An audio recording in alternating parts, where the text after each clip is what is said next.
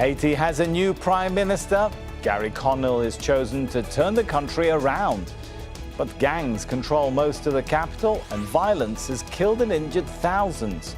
So, can Concille bring the stability Haiti needs? This is Inside Story.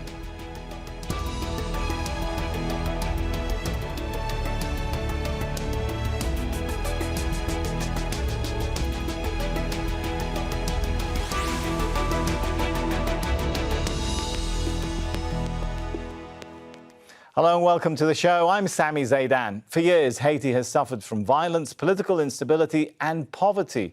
In recent months, gang violence has led to the resignation of Prime Minister Ariel Henry and forced tens of thousands of people from their homes. Many have been forced to live in makeshift shelters. But now, some hope calm can gradually be restored to the Caribbean nation. A transitional presidential council sworn in last month has chosen a new prime minister.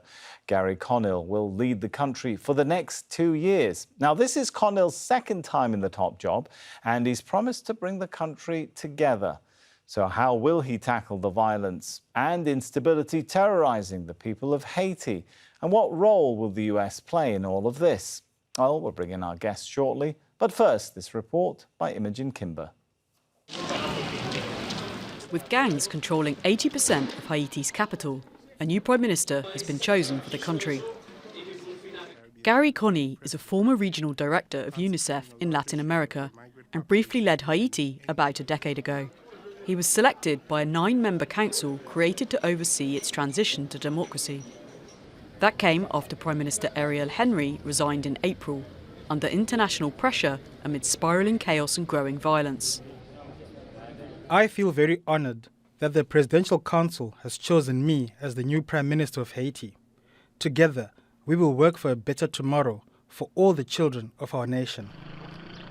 Concille is charged with bringing stability, but on the streets in Haiti, there are mixed feelings about his appointment. This is the first time that the Presidential Council has made a choice in favor of the people. Everyone knows that Dr. Garry Concille is an honest citizen who will do his utmost to fight corruption in the country, as he did under the government of former President Mateli.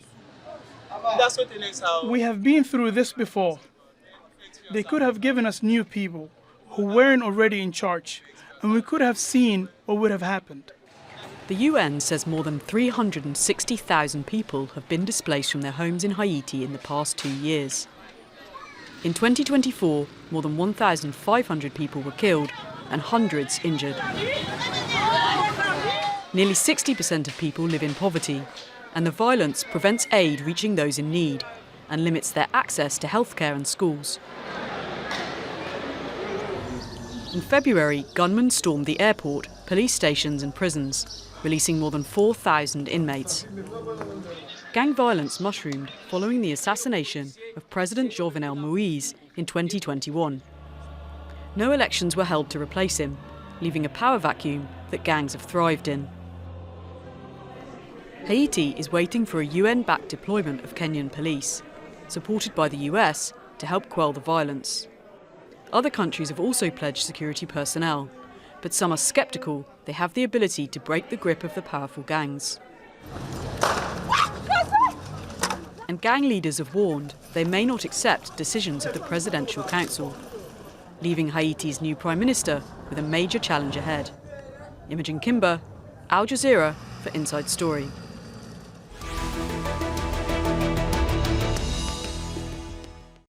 Well, let's assess what this moment could mean for Haiti's people with our guests. In Haiti's capital, Port-au-Prince, we have Yvens Rumbold. He's the executive director of Policite. It's an NGO and policy think tank.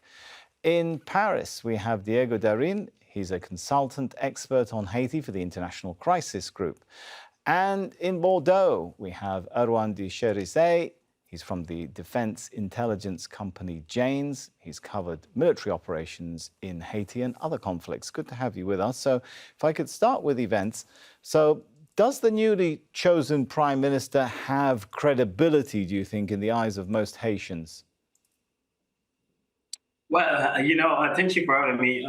Haitians don't trust politicians.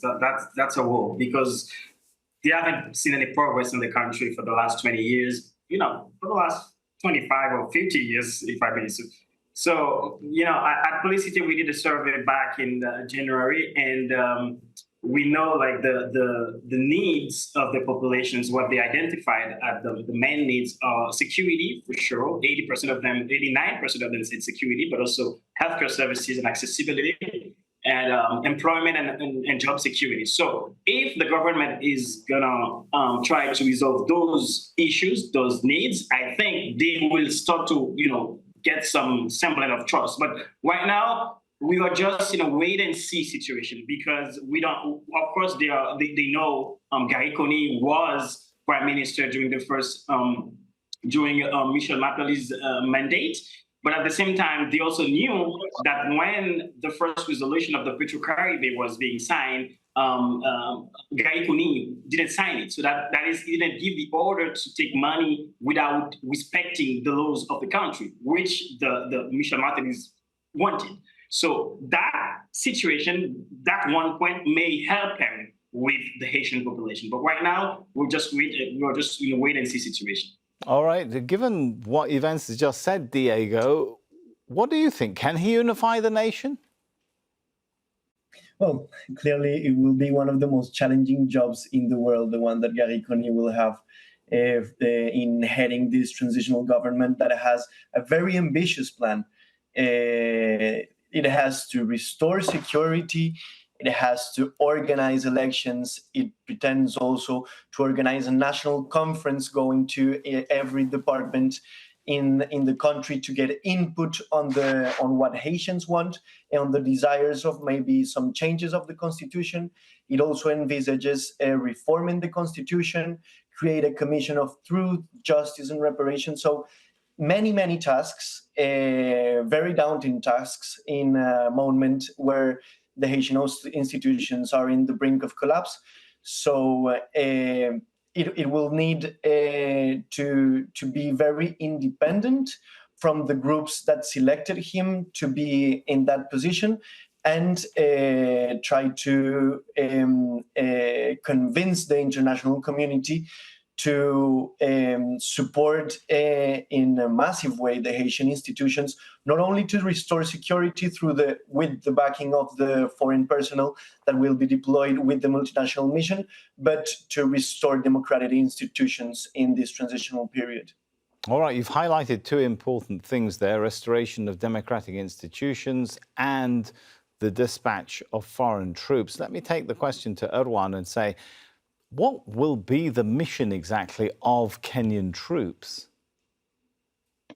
So to begin with, while the mission will be Kenyan-led, the Kenyans will not be the only ones contributing. Benin has already pledged to send police, and there are several Caribbean countries such as Jamaica, Belize, and the Bahamas who are also on board with participation in this operation.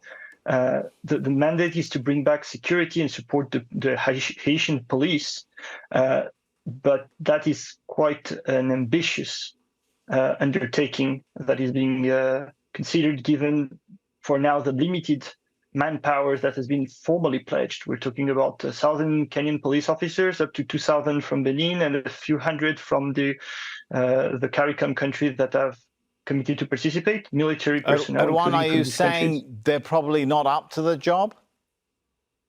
I'm not saying that. I'm just saying that maybe there will be too few in numbers to make a sufficient difference.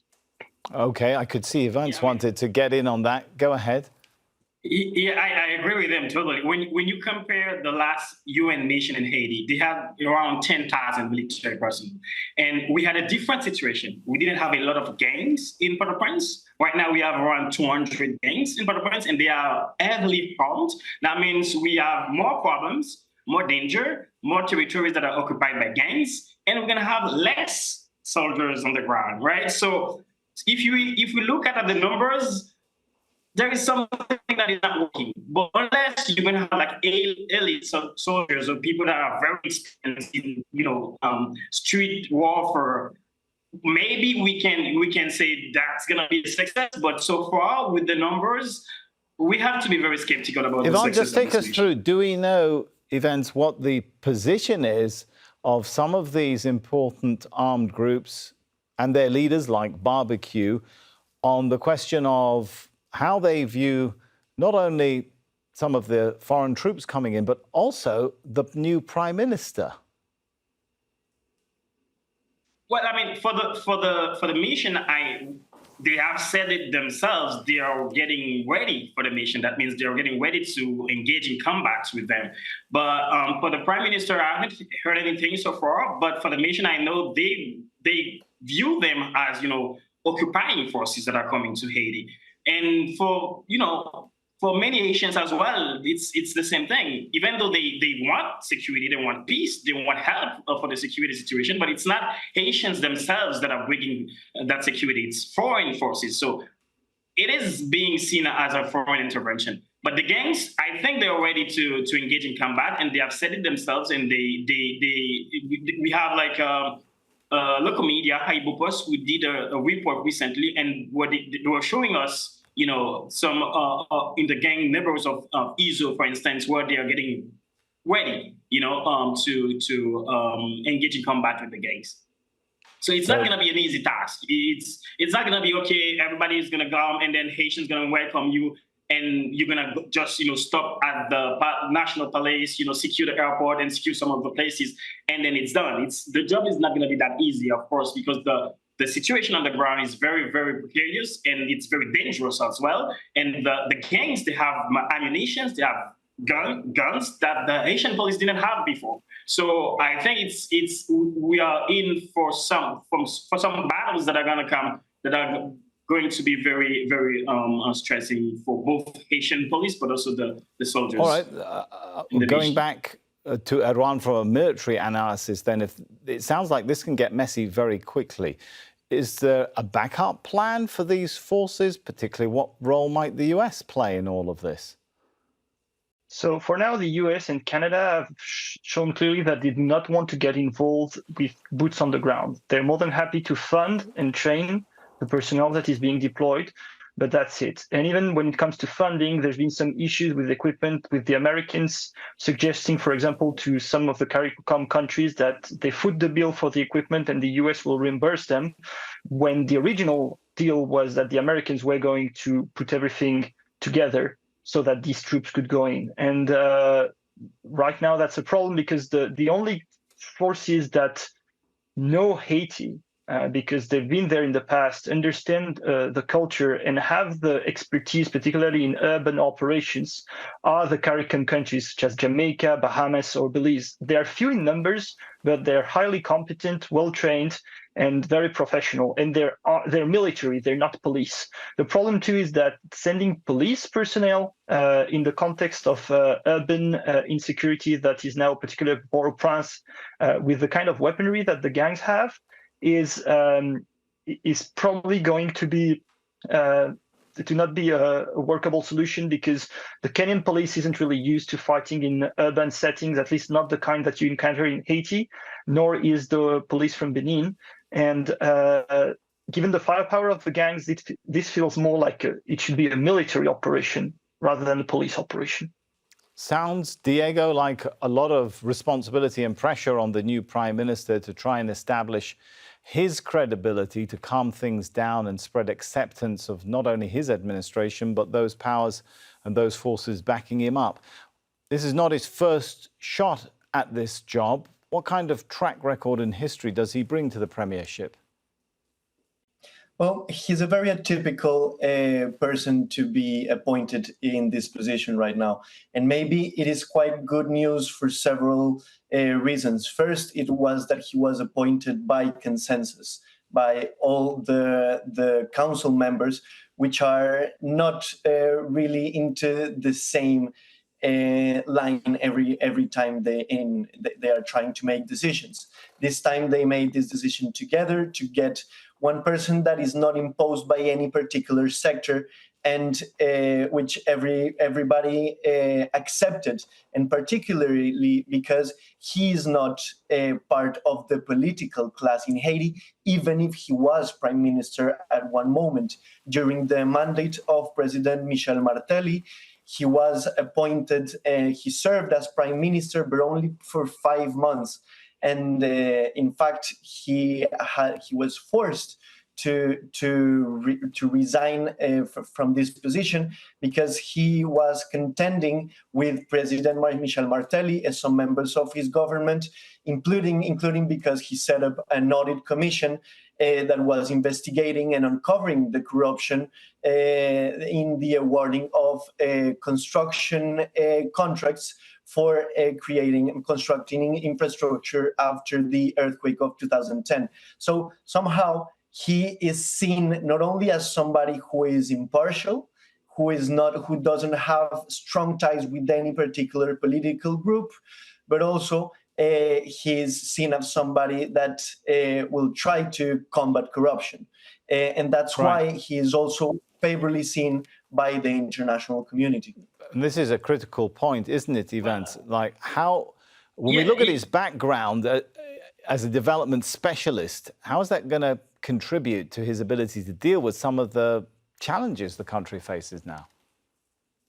Well, I mean, I think he has a very a vast international experience with development. I think we do need Haiti do need someone with his experience, and the international community wanted him as well because he has worked for former U.S. President Bill Clinton as when he was special envoy of the UN in Haiti after the earthquake. So they know him, they know the guy. I guess that's why the international community wanted him. So as what Darwin just said, I think his experience and also the fact that he did not do well with Michel Martelly, that's gonna help him in terms of trust in the Haitian society. But we don't know to which extent, because as I said at the beginning, Haitians don't trust politicians. They just want to see actions. They want to see results. Of course, that's gonna be a new experience for him. It's gonna be a challenging situation. It's not the same as in 2011, and people are waiting to see how he's going to behave. What are the signals he's going to give during his first 100 days, and the cabinet that he's going to form. So unless we see those actions, it is hard to say how he's going to what results he can give in the country. He's got to deal with the crisis quickly. Then, Erwan, how critical is it that the new Prime Minister does deal with particularly the humanitarian crisis in places like Solino neighborhood very quickly and demonstrate to people that he can make a tangible difference to their lives? Oh, I think that you just said it. The problem now is that Haitians have a strong distrust of politicians, which is backed up by the multiple issues encountered in previous governments. So the window of opportunity for the new prime minister to prove himself as a legitimate ruler and carry positive opinions from the Haitian public is going to be very limited, and it's the humanitarian angle will be critical as well as the security one. So he needs to balance a context where he's part of he's leading a transitional government, so which is not necessarily viewed with legitimacy by everyone in Haiti, and he needs to act fast, but at the same time in the context of insecurity, which makes any action extremely difficult and challenging, and with an international community which is being quite slow, besides making speeches in responding to the crisis in Haiti. So, Yvens, he leads a transitional government or a transitional authority, as Erwan was explaining there, but it lacks a president. How does that impact his ability to operate? Well, he's going to respond to the Transitional Council, which acts as a president. So the body, the Transitional Council, is the president. So the body is constituted of 9 members. So those 9 members represent the president. So he's going to respond to that president. But they've got to put together presidential elections, within 2 years, right? Yes. So what we're saying here is the same schema of what happened in 2004. In 2004, the President Harris did, resign, and we had UN mission coming to Haiti, and they had to bring someone from abroad, Gerald Atortu, who was Prime Minister at that time, to lead the country, to organize elections, bring security. It's the same thing again, 20 years later. So we have the president resigned or was assassinated, the prime minister resigned, so we have someone coming from abroad with a UN mission, UN-backed mission, and to organize elections and bring security. So it's the same situation. Although right now it is more challenging. We have more security issues. We have more people that are unemployed, more young people that are engaged in gang activities, and the challenges are enormous. So now he has to deal with that, and he has to work with the transitional body, the CPT, to bring security, organize elections, and also provide services to the country. So a certain sense of déjà vu. We've been here before. It sounds, Diego, like it's a real priority to be able to move quickly beyond this transitional process of foreign appointed or bodies trying to appoint somebody temporarily to get things together and get to an electoral process and get some elections and elect somebody that has wide credibility in the eyes of people. How soon do you think the country can move towards elections? Well, yes, as you say, it's very important for Haitians to start building some bonds of trust with the Haitian political class that is completely discredited. Haitians, as Rumbold was saying, don't trust in politicians anymore because they see them as the same. They always see the same names, the same men and women who have been having the power for decades in Haiti. So it is very important this time. While and one advantage now is that most of the political groups are represented in the transitional government. So there won't be any opposition that will try to destabilize this government. So this is, in this critical point, it is also an opportunity to have competitive elections, to have a political campaign in which any single political party will have advantages to put the place. That's the political groups. What about the armed groups, the gangs? And of course, I'll let Diego finish the thought, then we'll go to Yvens. Go ahead, Diego. Yeah, to address the security situation, of course, it is indispensable to have some backing of foreign security personnel to help the Haitian police to get the upper hand again in the combat against the gangs, but it's also that it is also needed to have a comprehensive way of dealing with this. It is also very important to sever the links between the elites and the illegal armed groups. That is an important point. Yvens, you wanted to come in with a thought on that before we go to Erwan. Go ahead. Yes, I wanted to make 2 points. First one, to back what Diego just said about the distrust in the politicians. For the survey that we did in January with more than 2,000, around 2,000 participants, 93% of the respondents do not trust the electoral system. So they don't think Haiti can organize elections. So it is going to be very complicated, not only to organize the elections, but also to force or to invite or mobilize the Haitians to go to vote. That's one thing. The other thing is, you ask about the gangs. Is there any chance that will change when they form a new electoral commission? That's going to be the response of the security. So if the government of Garry Concille didn't, resolve the situation of the security situation with the justice system, that's not going to help. So I think if we want the mission to succeed, if we want the government to succeed, and they have to actually bring security, but at the same time work on the justice part, because the justice of Haiti has collapsed. And we cannot resolve the gang situation without bringing them to justice. People are saying they are revolutionaries. They are not revolutionaries. The gangs, they are gangsters.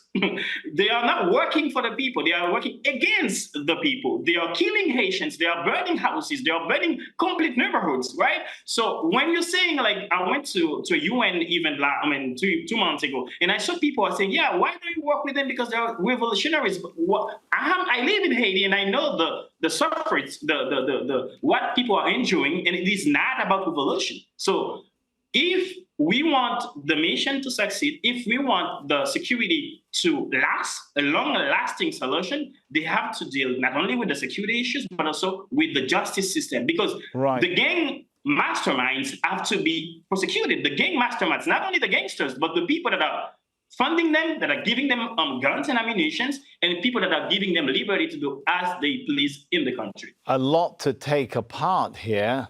Erwan, how long can some of those countries which are sending forces to Haiti sustain the mission, given that it is not a popular mission back home in all of these countries, at least, and especially in Kenya, right? Yes, so that's a big challenge. There's been a number of legal impediments filed in Kenya to stop the deployment, which has been described as illegal by opposition groups. CARICOM countries may be willing to engage a little longer because Haiti is a CARICOM nation, and there is a feeling that they're working within the Caribbean region to improve stability. But in general, the ability to sustain in the long term will be difficult, particularly if there are massive losses of. I mean, if Kenyan policemen are ambushed and several are killed, or the same with personnel from Benin or CARICOM countries, that may increase the pressure from public opinions at home to pull out, because to begin with, this operation is not really popular. And actually finding countries willing to send troops to begin with has been a major challenge. In the previous UN mission, most Latin American countries contributed. This time, they didn't necessarily agree to commit themselves again to deployment to Haiti. So there is also the danger that if the operation gets off to a difficult start, the early contributors may wish to pull out quickly, and there may not be other countries to replace them. Well, and then if I may, it's because also the past missions have failed, right? So even though we had many Latin American countries, they were leading that forces. They were leading MINUSTAH, but MINUSTAH has failed in bringing stability in Haiti. So I can understand their reluctance to participate right now, because they don't think, what they did before has worked. So now they are pretty, reluctant in being straightforward in participating. So that's the way I see it. All right, definitely, I think we can agree it's going to be a tough mission ahead of them. Let's hope they can sort this out in the way that's best for the Haitian people. That brings us to the end of this show. It's time to thank our guests. Big thanks to Yvens Rumbold, Diego Darin, and Erwan de Cherisey. And thank you too for watching. You can see the show again anytime by visiting our website, aljazeera.com. And for further discussion, head over to our Facebook page. That's facebook.com/AJ Inside Story. You can also join the conversation on X. Our handle there is @AJ Inside Story. From me, Sami Zeidan, and the whole team here for now is goodbye.